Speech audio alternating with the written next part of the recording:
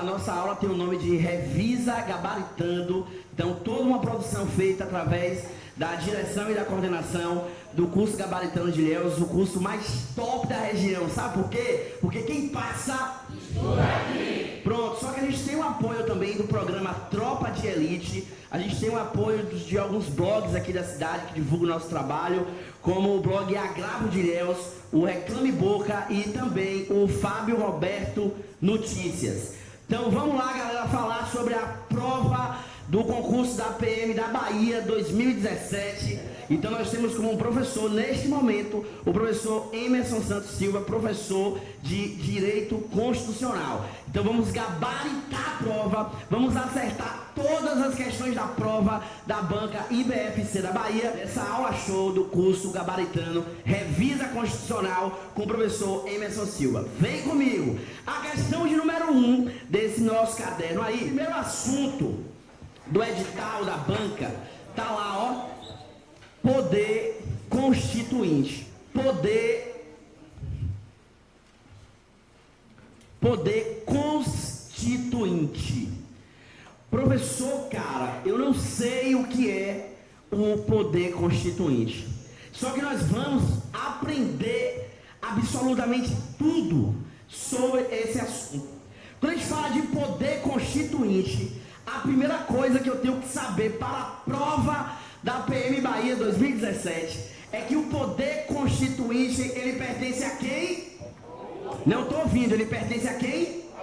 O poder constituinte, ele pertence ao povo. Só que o poder constituinte no Brasil, ele é representativo. Por quê, professor? Porque segundo a Constituição, todo o poder emana do povo, que o exerce através dos meios dos seus representantes. Então, o poder constituinte, ele pertence ao povo, que vai estar exercendo o poder constituinte por meio dos seus representantes diretamente eleitos. E esse poder constituinte, ele é oriundo da chamada Assembleia Nacional Constituinte. A gente tem que aprender aqui na aula que o poder constituinte, ele é um poder denominado de poder maior. Professor, mas por que isso? Porque você vai ter 3 tipos de poderes constituintes. O primeiro poder, a gente vai denominar aqui no quadro Anota o Material no Caderno. A gente vai estar chamando isso de poder constituinte originário. Vamos ter ainda o poder constituinte derivado. Poder constituinte derivado. Recapitulando então, o que é que nós vamos ter? Que o poder constituinte, ele é o poder maior, que o poder constituinte, ele nasce através do povo. Então nós aprendemos aqui que esse poder constituinte pertence ao povo, que vai estar exercendo esse poder constituinte através de quê, professor? Através daquilo que a gente denomina de representantes.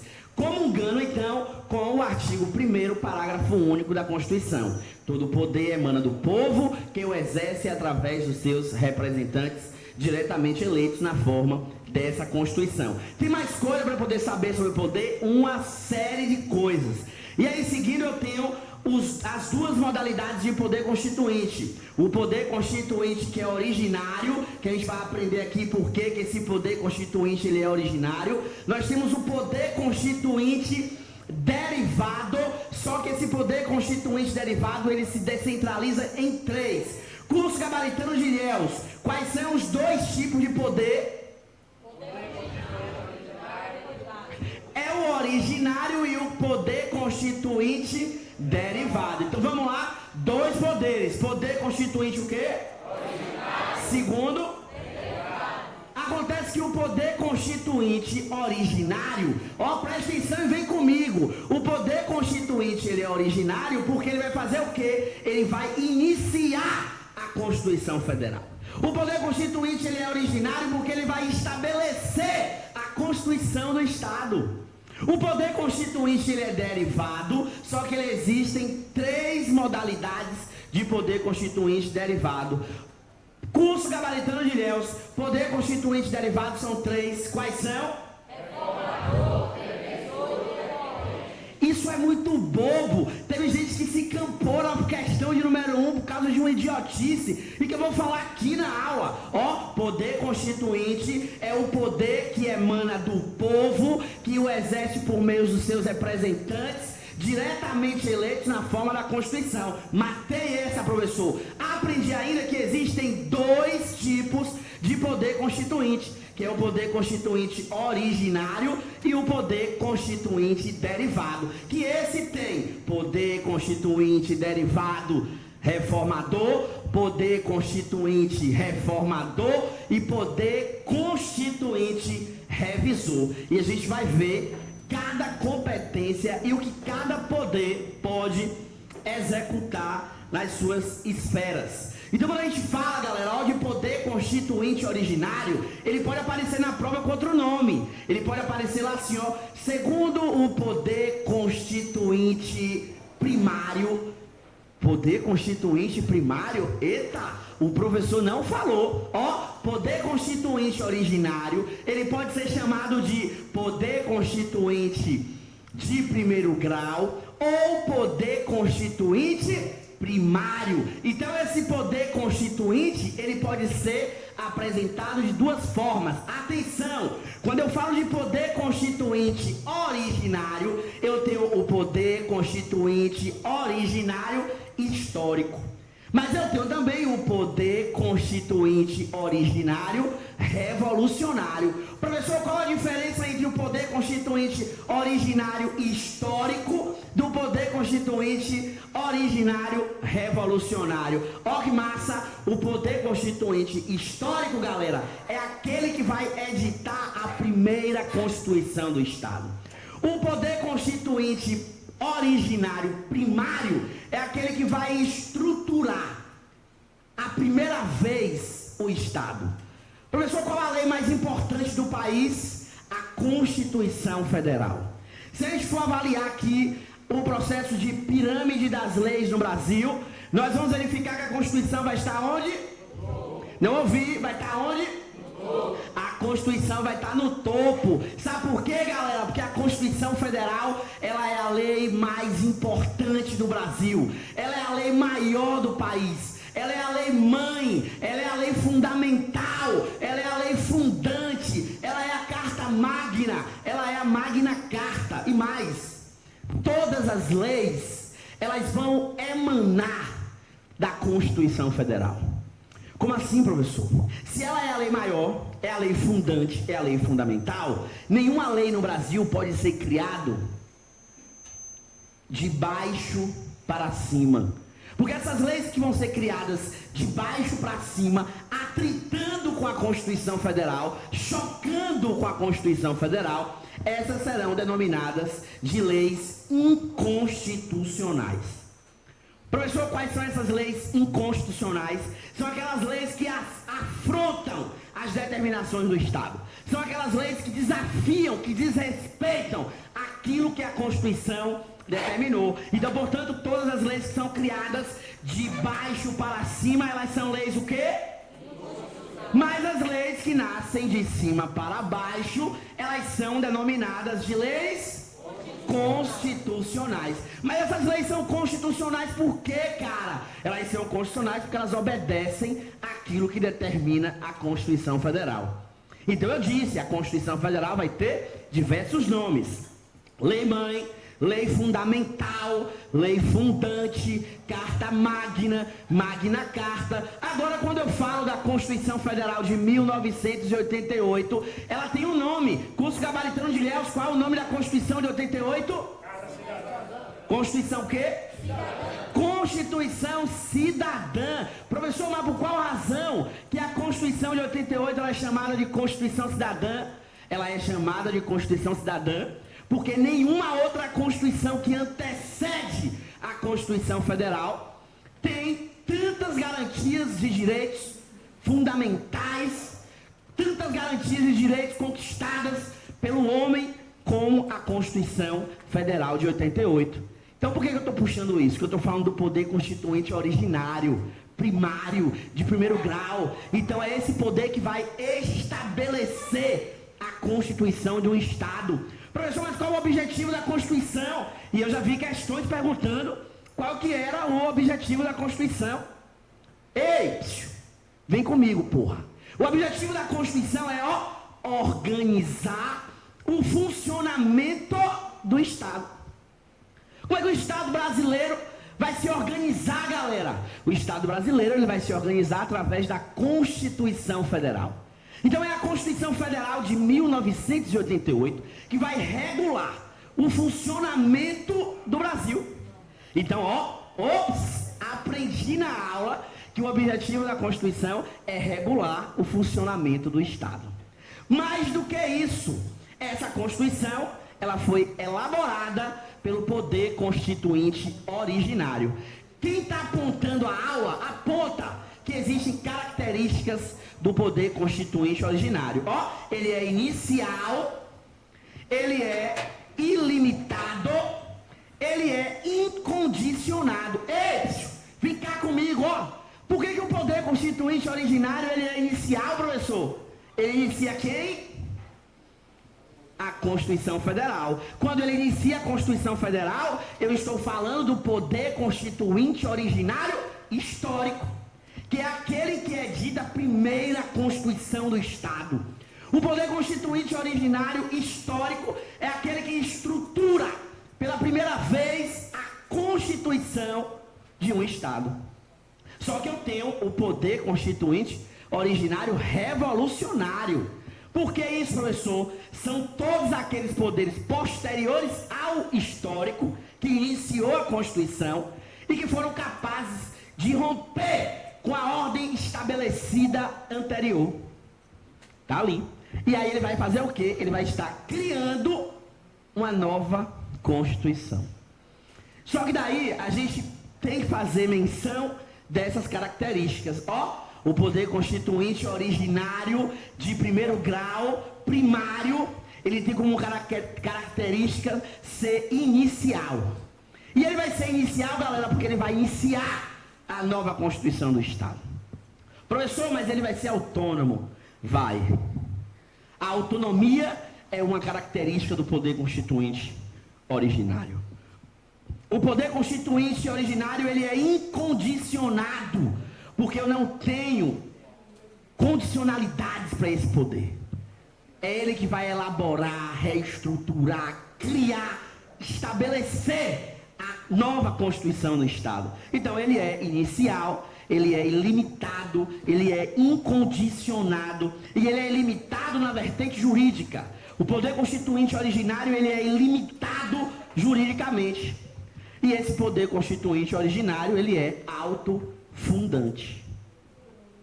Falando disso, vou ter que fazer um contraponto entre o poder constituinte originário de primeiro grau com o poder constituinte decorrente. Então, eu tenho o poder constituinte derivado decorrente. Lembrar na aula, o poder na prova, o poder constituinte originário é aquele que criou a Constituição Federal. É aquele que estabeleceu a Constituição Federal. Mas o poder constituinte derivado decorrente, esse poder vai ser secundário.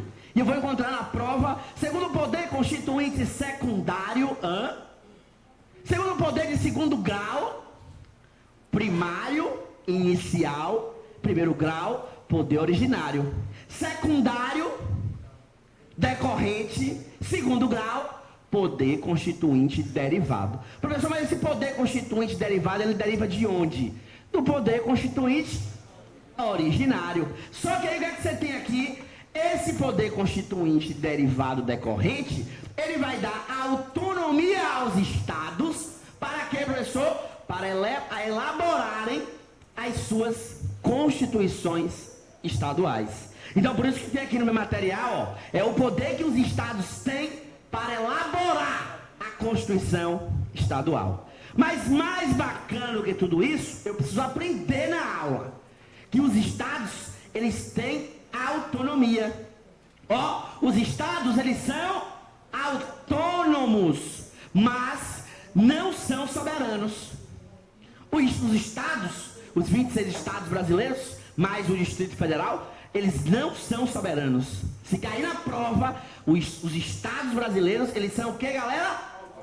Eles são autônomos, porque eles devem observar o que? A soberania da Constituição. Eles têm que observar o que determina a Constituição.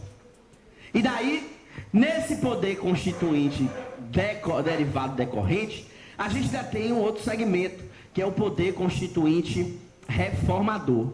Quando eu falo de poder constituinte reformador, eu vou lembrar também na prova que esse poder ele foi criado pelo poder constituinte originário. Eu vou lembrar na prova que esse poder constituinte reformador, ele vai estar ou reformando a Constituição, ou ele vai estar o que, galera? Emendando a Constituição Federal. Então por que eu faço o processo de opção da Constituição ser emendada do que reformada? Porque você reformar uma Constituição vai demandar tempo, vai demandar estudo, vai demandar análise de viabilidades. O poder legislativo vai ter que se debruçar sobre a reforma constitucional na sua inteireza. Mas aqui no Brasil, a gente utiliza as chamadas emendas às constituições. Para utilizar aqui o poder reformador, ele vai ter como objetivo reformular a Constituição. E nós aprendemos aqui na aula que ela vai ser passível de emendas ou de reformas à Constituição.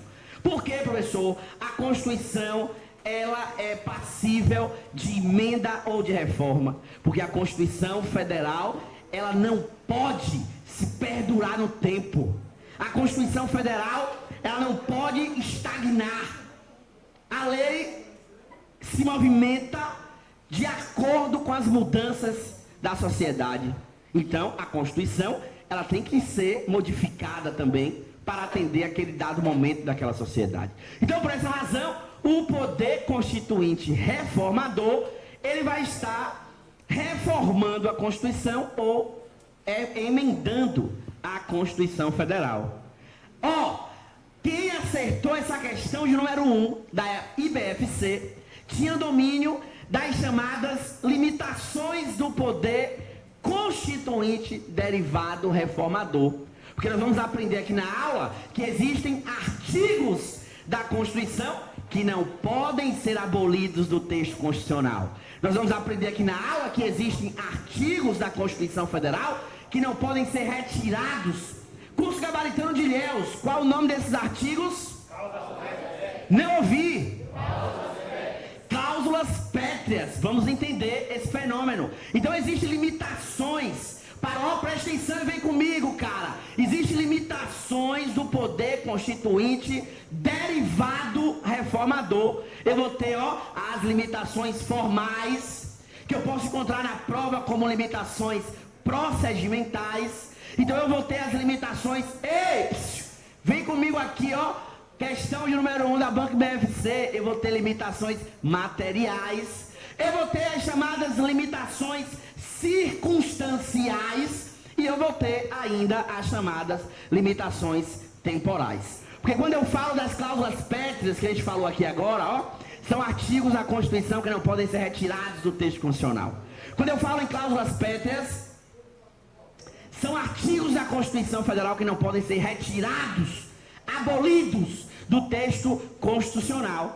As cláusulas pétreas são, presta atenção, anota essa bagaça no caderno, hein? As cláusulas pétreas são limitações materiais ao poder de reforma da Constituição do Estado. E vou explicar já o que é limitação material, hein? Em outras palavras, o que ocorre com as cláusulas pétreas? Elas são dispositivos que não podem ter alteração nem por meio de emenda constitucional.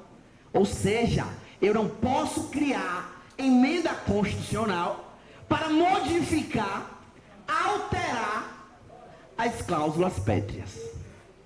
Se você seguir o material da aula que está aí, da Banca IBFC, com essa aula, e você errar questões, mamão, você errou, porque você é filho do cão.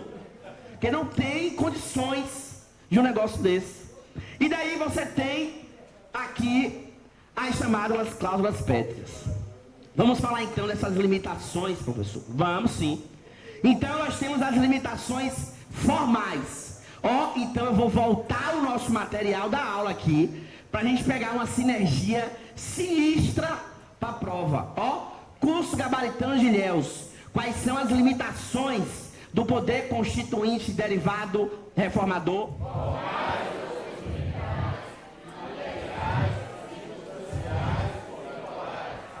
Limitações formais, limitações materiais, limitações circunstanciais e limitações temporais. Professor, quando a gente fala de limitações formais, isso significa o quê? Presta atenção, que na número 1, eu já respondi. Com a minha aula aqui agora, eu já respondi essa questão de número 1.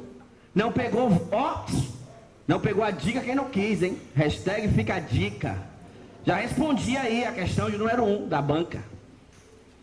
Só pode exercer as chamadas limitações formais, só pode exercer a iniciativa quem tem o poder de iniciativa. Professor, caso contrário, se o poder não tivesse o poder de iniciativa, ele não poderia criar. Porque se um poder que não tem poder de iniciativa cria, essa lei não tem validade. Ela é uma lei o quê? Inconstitucional. Ela é uma lei morta. Ela já nasceu morta. Então, quando eu falo de limitações formais, eu tenho que atender aquilo que preconiza o artigo 60 da Constituição. Professor, quando eu vou falar das limitações formais para a criação de medidas de emendas constitucionais, aí o menino me diz assim, um aluno nosso professor, quando chega aquela parte de 1/3, quando chega aquele negócio lá que envolve aqueles processos legislativos, professor, eu me borro todo. Eu disse, menino, venha para a luz, diabo. Porque você tem que vir para a luz, porque você precisa aprender comigo que quando eu falo de emenda constitucional, para poder ter essa alteração, eu tenho limitações. E na limitação formal para a criação de uma emenda constitucional, questão da prova, papai, eu tenho 1/3 no mínimo, da Câmara dos Deputados ou do Senado Federal. O nome disso é chamada iniciativa coletiva. Aí o outro me disse, professor, mas eu nunca vi falar em emenda constitucional unipessoal. Ela existe? Existe. Mas quando eu falo do Congresso Nacional, eu tenho que ter 1/3 da Câmara dos Deputados, que são 513 deputados, nós aprendemos isso aqui nas aulas, ou 1/3 do Senado, dos 81 senadores da República. Então, para a limitação formal referente à emenda constitucional, eu tenho que ter 1/3 dos membros da Câmara ou do Senado, que é a chamada iniciativa coletiva. Então, não há, presta atenção, macete de prova, não há iniciativa unilateral. Quando eu falo de proposta de emenda constitucional, eu tenho que rigorosamente cumprir 1/3 dos membros da Câmara ou 1/3 do Senado Federal. Mas pode ter algum filho do cão que esteja aí assim, mas eu não estou entendendo nada que essa porra está falando aí. Então vem aqui comigo. Quando eu falo de emenda constitucional enquanto limitação formal, eu tenho que ter 1/3 dos deputados que votaram naquilo ali, para poder encaminhar. Eu tenho que ter 1/3 dos senadores. Esses caras vão aprovar e eu vou encaminhar o processo de emenda à Constituição, não é isso? Aí eu tenho, para apresentar uma emenda constitucional, então é necessário 171 deputados ou 27 senadores. 1/3 de um ou de outro. Professor, o presidente da República pode realizar emenda constitucional, sim ou não? Sim ou não? Sim. Então, quando eu falo de emenda constitucional, o presidente da República, ele vai propor a emenda constitucional. Está lá no artigo 60, no parágrafo 2º da Constituição. Ele pode, porque neste caso vai se tratar de uma emenda constitucional unipessoal. Então nós aprendemos aqui, ó, lá no Congresso, pode a unipessoal? Não, só a coletiva. Mas o presidente da República pode fazer a emenda constitucional unilateral. Professor, outra questão da prova, isso cai igual chuchu na rama, mãe. O que acontece aqui? A emenda constitucional, ó, ela vai ser elaborada por mais da metade das assembleias legislativas dos respectivos estados, maioria relativa de seus membros. Essas dicas vocês têm que saber. O cara vai fazer concurso público, que cai direito constitucional, o que eu estou falando aqui, cai nos concursos.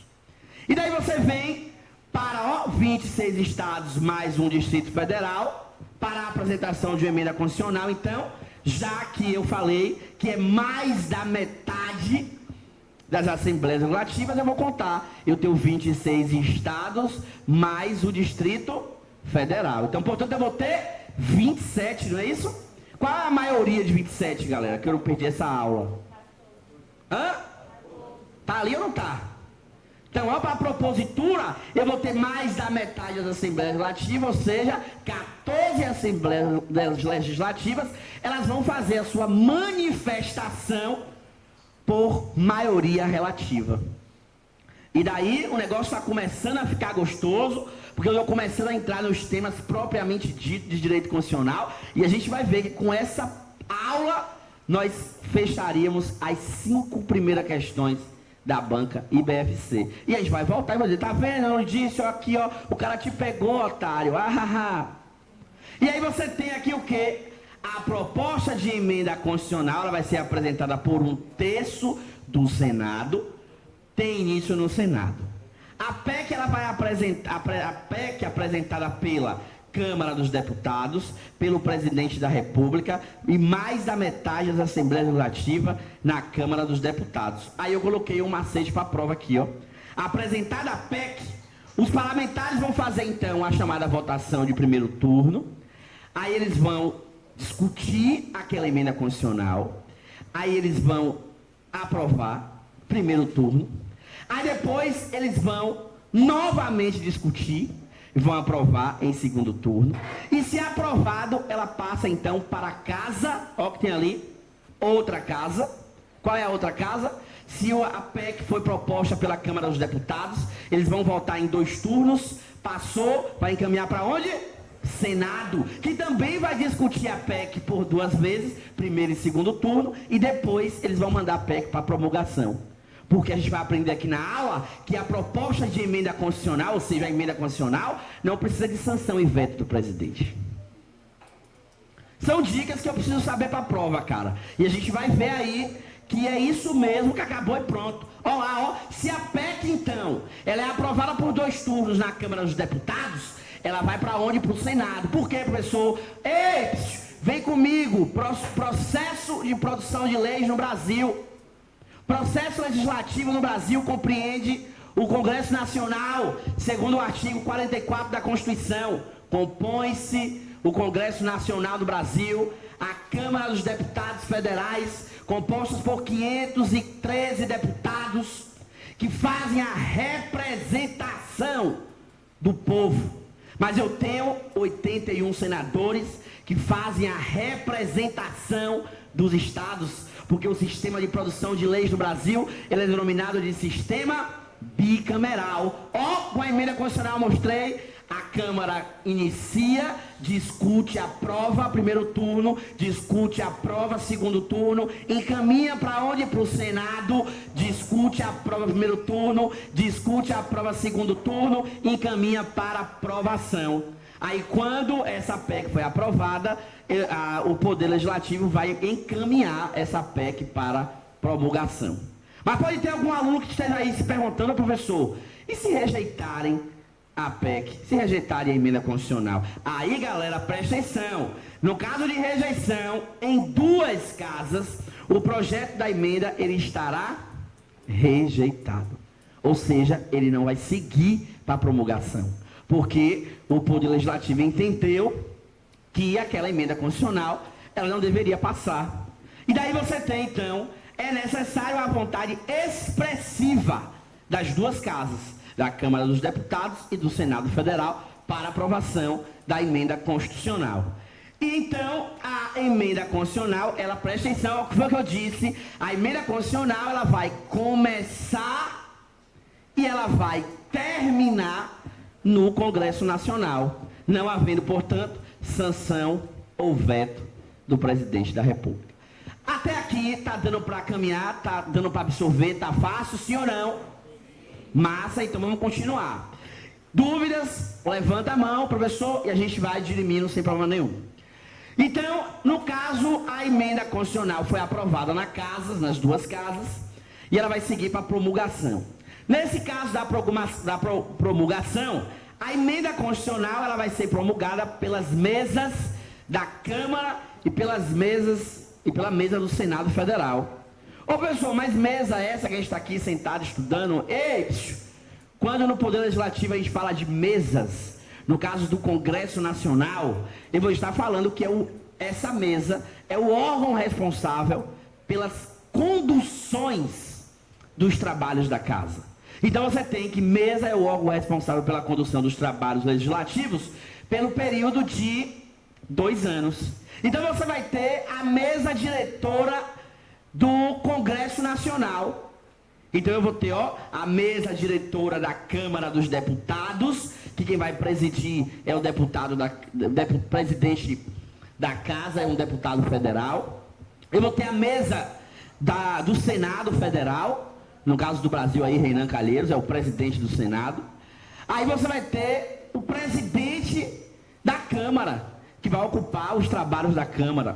Presta atenção, eles vão ocupar os trabalhos da casa por 2 anos. Eles fazem eleição interna. Ei, psiu. Olha lá, vem comigo. Sabe por quê? Porque isso cai, cara. A emenda constitucional, ela não pode ser, tá aí no material nosso. Por que eu estou fazendo isso? Porque primeiro eu estou dando a aula e depois a gente vai para o nosso material. Então eu falo aqui no meu material que a emenda constitucional, ela não pode ser objeto de emenda constitucional no estado de sítio, no estado de defesa.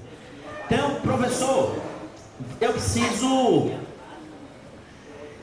saber mais coisas do poder constituinte originário para a prova. Preciso, originário e secundário. Valeu, Deco. Originário e secundário. Então já falamos dessas questões todas, da emenda constitucional, da aprovação, da rejeição, da promulgação e falei das limitações temporais.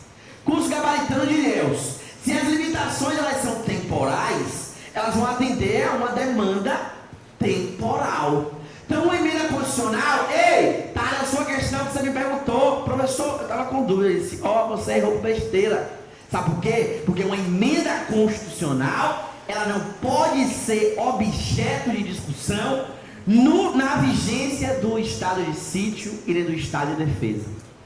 Professor, mas eu não estou entendendo essa questão de limitação temporal. Existem 3 situações temporais que vão limitar a criação de uma emenda constitucional. Curso gabaritano de Deus, qual a primeira? Segunda? Terceira?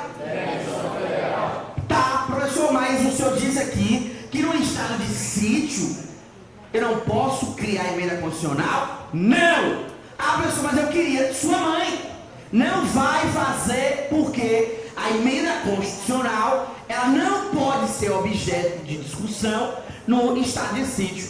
Mas eu não sei o que é estado de sítio. Facinho. O estado de sítio, é uma anormalidade generalizada em todo o território nacional. Então, quando eu falo de estado de sítio, eu posso falar que o estado está em quê? Essa generalização, ela foi restrita ou ampla? Então, se ela foi ampla, vou falar aqui de uma anormalidade generalizada. Lembrar na hora da prova, estado de sítio, estado de guerra. O professor disse então que no estado de sítio, estado de guerra, eu não posso criar emenda constitucional. O professor Emerson Silva disse ainda que no estado de defesa, eu não posso também criar emenda constitucional. Por quê? Porque o estado de defesa vai ser uma anormalidade em alguns pontos do território brasileiro. Casos de calamidade, a gente não falou isso aqui? Não é? Mariana, agora, recentemente, não é? Ali ficou sob estado de defesa. Mas eu tenho ainda um estado de intervenção federal. Quando é que a União vai realizar o processo de intervenção, professor? A União, ela vai quebrar temporária no chamado estado de intervenção. Ela vai quebrar temporária e excepcionalmente a autonomia do Estado, porque esses estados eles estão desrespeitando a Constituição Federal. Até aí eu estou caminhando. Então, a limitação temporal pode ser encontrada na prova como limitação procedimental, e aí a matéria constante da PEC rejeitada ou a vida prejudicada, ou seja, quando o Poder Legislativo barrou a PEC, não pode ser objeto de proposta na mesma sessão legislativa, em conformidade com o que determina o artigo 60 no parágrafo 5º da Constituição. Pronto, agora vamos falar da matéria da aula para a gente poder entrar e começar a ficar gostoso a aula, que são as limitações materiais. Eu disse aqui na sala de aula, existem limitações materiais que vão estar proibindo reformas na Constituição. Então quando eu falo de limitações materiais, presta atenção, velho. Limitações materiais, ela vai impedir de forma taxativa a alteração de determinados conteúdos consagrados pela Constituição Federal. Só para recapitular, quais são, galera, esses conteúdos consagrados pelo texto constitucional? Não ouvi alto. Pronto, lembrar de novo então, o professor Milson Silva disse que as cláusulas pétreas são conteúdos consagrados pelo texto constitucional, cara. E se a cláusula pétrea tem limitação material, eu não posso abolir, eu não posso retirar, eu não posso mexer, eu não posso tocar. E daí são as denominadas cláusulas pétreas. Onde estariam as cláusulas pétreas na Constituição Federal? Não será, artigo 60, não será objeto de deliberação a proposta de emenda constitucional que tente abolir. Curso gabaritano de Ilhéus. Existem 4 propostas que, em hipótese alguma, os legisladores brasileiros podem tentar abolir do texto constitucional. Curso gabaritano de Ilhéus, vocês já? A forma federativa de Estado, o voto direto, secreto, universal e periódico, a separação dos poderes, os direitos e garantias individuais. Então, eu estou dizendo que o artigo 1º da Constituição é cláusula pétrea, eu estou dizendo que o artigo 2º da Constituição é cláusula pétrea, eu estou dizendo que o artigo o quê? 5º da Constituição também é cláusula pétrea. Só que nós vamos fazer o seguinte: esse poder constituinte derivado decorrente, que a gente viu aqui, que ele vai ser revisor, reformador, esse poder constituinte, ele tem características. Curso gabaritano, quais são as características do poder constituinte derivado decorrente? Limitado, condicionado, subordinado. O poder constituinte derivado, ele vai ser limitado, porque ele vai ter que atender o que estabelece o quê? Ele vai ser condicionado, porque ele vai se condicionar ao que determina a Constituição Federal. Ele vai ser subordinado, porque ele vai estar subordinado à Constituição Federal. Porque nós aprendemos aqui que quem cria o poder constituinte derivado, ele nasce, ele é oriundo do poder constituinte originário. Então vamos fazer as brincadeirinhas de seu vavá, otimizando a questão da banca IBFC, realizada em um concurso em Pernambuco em 2015. E a banca diz o seguinte: galera, que coisa massa. Considere as características do poder constituinte originário e do poder constituinte derivado. E assinale a alternativa correta. Letra A. a existência de cláusulas pétreas, presta atenção comigo, hein? A existência das cláusulas pétreas, cujas garantias não podem ser abolidas ou diminuídas do texto constitucional, constitui a limitação material imposta pelo poder constituinte derivado. Letra B. A impossibilidade da reapresentação de uma proposta da emenda constitucional rejeitada antes da sessão legislativa seguinte constitui limitação circunstancial do poder constituinte derivado. A maioria, então, do nosso público marca a letra A, porque essa é a resposta correta da prova, ou seja, a existência das cláusulas pétreas, que são cláusulas que não podem ser abolidas do texto constitucional, cujas garantias não podem ser abolidas ou diminuídas, constitui limitação material. Então nós aprendemos aqui, que separação de poderes. Nós aprendemos aqui que o artigo 1º da Constituição é cláusula pétrea. O voto direto, secreto, universal, de igual valor para todos, cláusula pétrea.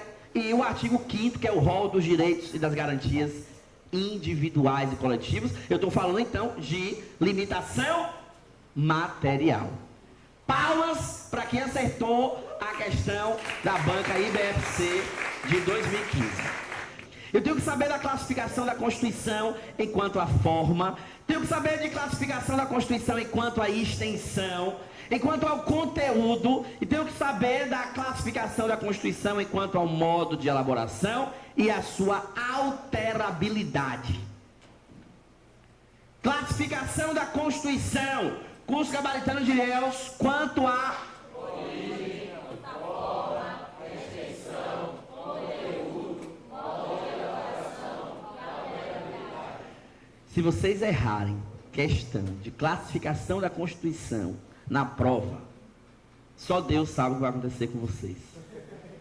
Porque não tem como. Ó para aqui que idiotice. Quando eu falo de classificação da Constituição, enquanto a origem, presta atenção, enquanto a origem, a Constituição Federal, ela pode ser considerada de Constituição promulgada e Constituição outorgada. Professor, há uma diferença entre a Constituição outorgada da Constituição promulgada? Lógico, a Constituição enquanto origem, ela é promulgada quando essa Constituição ela nasce da Assembleia Nacional Constituinte, feita esta Assembleia por representantes do povo. Mas quando eu digo que a Constituição ela foi outorgada, eu estou dizendo que essa Constituição ela foi imposta, ela foi determinada, não houve a participação do povo para a elaboração dessa Constituição. Então por isso que, enquanto a origem, a Constituição ela pode ser o quê? E ela pode ser promulgada e outorgada. Olha o que eu disse, a promulgada ela é composta de representantes do povo. Professor, existem constituições com representantes do povo? Sim, a Constituição de 1891 foi uma Constituição promulgada. A Constituição de 1934, por que você está colocando isso, cara? Porque o cara pode fazer lá uma mistura de samba de crioulo, querendo que você identifique quais foram as constituições que foram promulgadas, que saíram de uma Assembleia Nacional Constituinte, com a finalidade de elaborar e estabelecer a Constituição do Estado, das constituições que foram impostas no Brasil. Então a Constituição de 1891, ela foi promulgada, a Constituição de 1934, ela foi promulgada, a Constituição de 1946, ela foi promulgada, e aparece ali uma Constituição recente, vigente, nossa, que é a Constituição de quê? 1988. Então já pegamos uma característica da Constituição de 88, professor, já aprendi que ela não foi a Constituição de 88 vigente, outorgada, ela foi promulgada, porque ela nasceu de uma Assembleia Nacional Constituinte. Mas as constituições outorgadas, elas foram estabelecidas sem a participação do povo para a elaboração.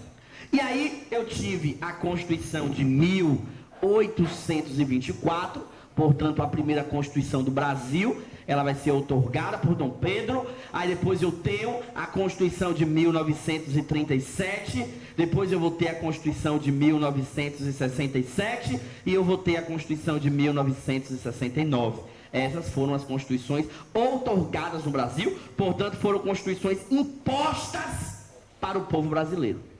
Diferença entre promulgada e outorgada: uma nasce de representante do povo, outra nasce da imposição de quem está no poder naquele momento. Até aí tudo bem? Só que existe a classificação da Constituição enquanto a forma. Então a Constituição, ela vai ser classificada enquanto a forma, porque vai existir dois tipos de Constituição enquanto a forma, que são as chamadas Constituições escritas e as Constituições não escritas. Professor, a diferença, lógico que há. A Constituição escrita é aquela Constituição codificada. A Constituição escrita é aquela Constituição sistematizada, criada, elaborada, com o fim de estabelecer e estruturar a organização do Estado. A Constituição, então, ela é escrita ou não escrita? Ah, professor, essa Constituição ela é escrita porque ela foi sistematizada, ela é escrita porque ela é codificada. Então, enquanto a forma, a Constituição de 88, ela é escrita, codificada, sistematizada. Só que esses textos, eles estão escritos em lugares espaços ou em um único texto? Um único texto, Constituição escrita, codificada, sistematizada, num texto único. Escrito e elaborado por um órgão constituinte, neste caso da Constituição de 88, pela Assembleia Legislativa, ou pela Assembleia Constituinte, criada com a finalidade de estabelecer a nova Constituição da República. Portanto, eis aqui a Constituição de 88, promulgada, também escrita. Mas existem as constituições que elas não são escritas. São exemplos de constituições costumeiras, de constituições consuetudinárias, onde aquelas leis, elas eram repassadas pelos costumes, eram repassadas de família para família, de lei para lei, e ali as pessoas cumpriram aquilo. Então as constituições escritas, elas não constam, não escritas, em um documento assim. São documentos esparsos. Ela não tem um texto único, solene, mas ela se baseia principalmente nos costumes. A Constituição não escrita vai se basear nas jurisprudências. A Constituição não escrita, ela vai se basear nas convenções e nos textos constitucionais esparsos. Professor, mas quais seriam esses textos constitucionais esparsos? Os textos de tratados internacionais, por exemplo, oriundos de convenções, de acordo que o Brasil fez parte, assinou, aderiu. Esses textos esparsos iriam entrar também nessa conjuntura aí. Só que aí eu tenho a Constituição Federal quanto à extensão. Quanto à extensão, eu vou ter as constituições que são chamadas de constituições sintéticas, e eu vou ter as constituições que eu vou chamar de constituições analíticas. Professor, o próprio nome já diz, cara, a Constituição sintética são as constituições concisas. São as constituições objetivas, que elas chegam direto ao cerne da questão e dizem para que ela veio. Professor, me dá um exemplo de constituição sintética ou concisa? Constituição dos Estados Unidos. Me dá um exemplo de constituição analítica. Quando eu falo de constituição analítica, eu estou falando de uma constituição expansiva, de uma constituição grande como a nossa, Constituição analítica, Constituição prolixa. A Constituição de 88 é aquela que trata das minúcias da sua regulamentação, de como melhor caberia as normas ordinárias. Segundo Bonavides, esta Constituição apresenta cada vez maior o número, incluindo a Constituição brasileira, que é uma Constituição, então, promulgada, escrita e analítica. Estou classificando ou não estou? Estou. Beleza, professor, está ficando claro. Então vamos lá, para ficar mais claro ainda para a prova, eu tenho as Constituições Federais enquanto classificação, quanto ao conteúdo. Então, quanto ao conteúdo, a Constituição ela vai ser material ou ela vai ser o quê? Formal. Professor, qual a diferença de uma Constituição material para uma Constituição formal? Ó, a Constituição material no sentido estrito significa então um conjunto de normas constitucionais. E quando eu falo dessa Constituição material, eu vou ter que lembrar, ó, elas são escritas ou costumeiras, inseridas ou não em um texto único que regulam a estrutura do Estado, a organização dos seus direitos fundamentais. Só que quando eu falo de uma Constituição formal, ó, é o conjunto de normas escritas, hierarquicamente superior ao conjunto de leis. Olha onde é que ela está. Agora eu entendi porque que a nossa Constituição ela é formal, professor. Porque ela é escrita e dentro da hierarquia das leis ela ocupa o lugar de superioridade ao conjunto de normas, independentemente de qual seja o seu conteúdo, isto é, estando a Constituição formalmente constitucional. Então a Constituição de 88 ela é promulgada, ela é analítica, ela é formal. Vocês estão anotando isso aí, não é? No caderno? Coloque aí, coloque aí no caderno. Classificação da Constituição de 88. Porque se cai um negócio desse na prova e você errar, chega em casa e pega uma corda. Depois eu digo para quê. Então a Constituição ela é promulgada, ela é escrita, ela é analítica e ela é formal. Só que eu tenho com classificação das constituições enquanto ao modo de elaboração. Enquanto ao modo de elaboração, as constituições elas serão analíticas ou elas serão, elas serão dogmáticas ou elas serão históricas.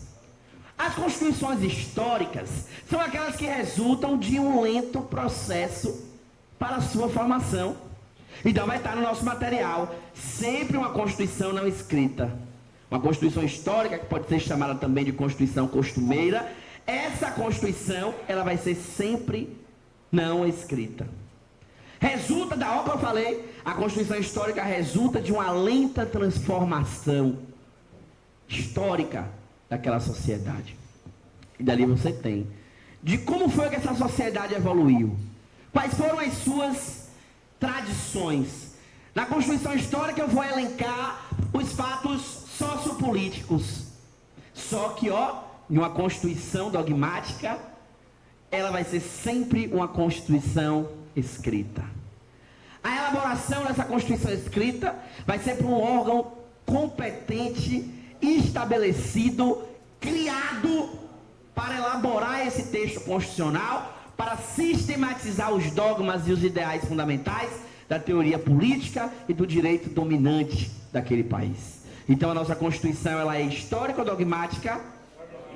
Porra, vocês estão botando para quebrar. Então mais uma característica de 88, coloca aí, ela é dogmática. Só que aí nós vamos falar agora da pegadinha da nossa prova, onde vocês se estabanaram, não é? E que nós vamos repetir essa bagaça já aqui para a gente ver. Enquanto a alterabilidade, eu posso alterar a Constituição.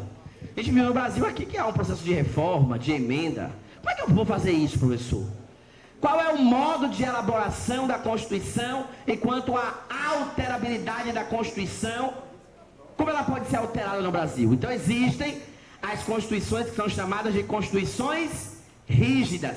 Vem comigo agora para o conceito de Constituição rígida. Trata-se de uma Constituição que somente pode ser modificada mediante processo legislativo, solene, dificultoso, atendendo às exigências formais especiais, diferentes e mais difíceis do que aquelas exigidas para a formação e modificação de leis comuns, como leis ordinárias e leis complementares. Professor, existe, enquanto a alterabilidade, além da Constituição ser considerada como rígida, existe uma outra? Existe. Nós vamos falar das constituições semiflexíveis, que é aquela Constituição que pode ser modificada livremente pelo legislador, segundo o qual o mesmo processo de elaboração e de modificação das leis ordinárias. Quando eu falo de Constituição flexível, a flexibilidade constitucional se faz possível tanto nas constituições costumeiras quanto nas constituições escritas. Curso gabaritano de Deus. A Constituição de 88 ela vai ser então rígida, ela vai ser flexível ou semiflexível? Ela vai ser rígida. Então vamos voltar para a questão, não é? dar uma analisada bacana. Eu acho que isso é legal. Muito legal. Vamos lá. De novo. Quem marcou a letra A? Quem marcou a letra B? Questão 2. A resposta correta seria a letra C. A Constituição Federal Brasileira de 1988 ela é mutável por permitir sua alteração, ainda que contenham as cláusulas pétreas. Eu disse, só não podem ser abolidas aquelas constituições... Oi, Jay. Não, uma explicação sobre a letra D, por favor. Letra o quê? D de dado? Mas vocês entenderam aí entre a B e a C a diferença, sim ou não? Não entendeu? Vamos lá. A Constituição Federal Brasileira de 1988, ela é rígida por ter pontos que não podem ser abolidas. Mas ó a rigidez. Vamos ver. Trata-se de uma Constituição que somente pode ser modificada rígida, mediante processo legislativo solene e dificultoso, as exigências formais especiais, diferentes e mais difíceis do que aquelas exigidas para a formação e modificação das leis comuns. Aqui na alternativa, eles estão fazendo menção só às cláusulas pétreas, colocando inclusive o entendimento interpretativo de que todos os artigos da Constituição é cláusula pétrea, e não é. Olha o que diz: a Constituição Federal Brasileira ela é rígida, por ter pontos que não podem ser abolidos. Aí embaixo ele diz: a Constituição Brasileira de 88 ela é mutável, porque ela vai... A Constituição Brasileira ela vai ser imutável ou ela vai ser mutável? Ela vai ser mutável, professor, enquanto a alterabilidade. Por quê? Porque tem pontos da Constituição que carecem de modificação. Então, ela é mutável por permitir a alteração. Aí o texto diz: em determinados artigos, ainda que existam as cláusulas pétreas, que a gente já viu que nesse o legislador não pode mexer. Questão de número 3. Considere as normas constitucionais sobre o exercício do poder constituinte derivado e assinale a alternativa correta. Letra A. A Constituição poderá ser emendada, presta atenção que eu falei de emenda constitucional aqui, mediante proposta de 2/3 no mínimo dos membros da Câmara dos Deputados ou do Senado Federal. Quem aprendeu na aula comigo aqui não vai errar nenhuma de emenda constitucional. A primeira pegada aqui, galera. Eu vou mostrar isso com muita tranquilidade para vocês. Então, quando eu falei de emenda constitucional, eu disse o quê? No mínimo de quanto? Aí na questão dá quanto? Puta, professor, então se eu soubesse isso na prova eu não ia nem olhar. Porque, 1/3 do mínimo da Câmara dos Deputados Federais e do Senado Federal. O que é que o cara fez? 2/3. Ele tira 1/3, coloca 2/3. Mas aí vamos seguir. Curso gabaritano de Ilhéus. Vamos aqui que eu nem vi, né, a bagaceira. Quem marcou a letra A, levanta a mão. A que já errou. Se manifeste, que eu sei que tem aqui, viu? Olha lá, um menino de luz. Só você, meu filho? Quem marcou a letra A, levanta a mão. Você não minta. Ok. Tá vendo? O guia falou aqui, tem um bocado, professor. Eu sei, rapaz. Ninguém me engana, não. Pronto. Então vocês que se lascaram, vamos ver aí. Quem foi na letra B, levanta a mão. Na letra B. Ai, olha, Jesus ama vocês. Ele tem um projeto fantástico para esse curso, sabia? Letra B. Quem marcou a letra C? Quem marcou a letra D de dado? Pois é, quem marcou a letra B acertou a questão. Então vamos lá, na letra A identificamos o erro, né? Que é 1/3 e não 2/3. Vamos na C. A Constituição ela poderá ser emendada na vigência de intervenção federal. Olha pra aqui, galera. Mamão, quem errar é o quê? Filho do cão. Os passos que não podem ser alterados, quais são? Não, lê a direito, porra. Número 1.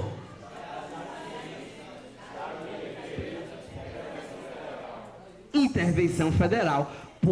Eu também olhando essa eu eliminaria. Porque no momento que o Estado está sob intervenção, eu não posso baixar emendas constitucionais.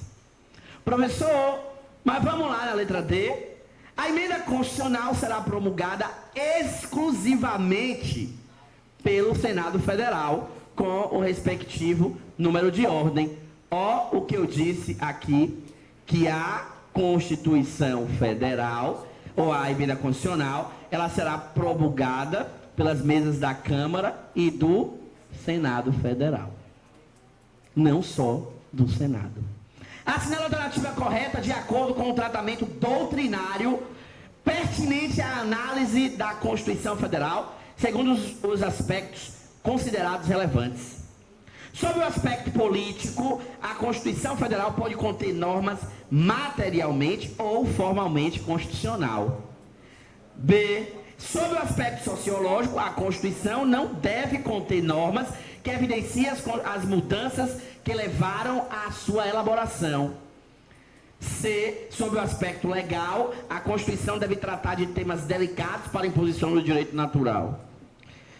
D. Sobre o aspecto jurídico, a Constituição deve representar os valores dominantes na sociedade. E na letra E, sobre o aspecto jurídico, a Constituição representa a norma original a partir dela, determinar o suporte de validade do ordenamento legal. Curso gabaritano de Ilhéus, que marcou a letra A. Deus te ama, viu, meu filho? Quem marcou a letra B, letra C, letra D. Quem marcou a letra E? Pois é, a resposta correta é a letra A. Letra A. Segundo o aspecto político, a Constituição ela pode ser material e ela pode ser formal. Olha lá, na classificação das Constituições.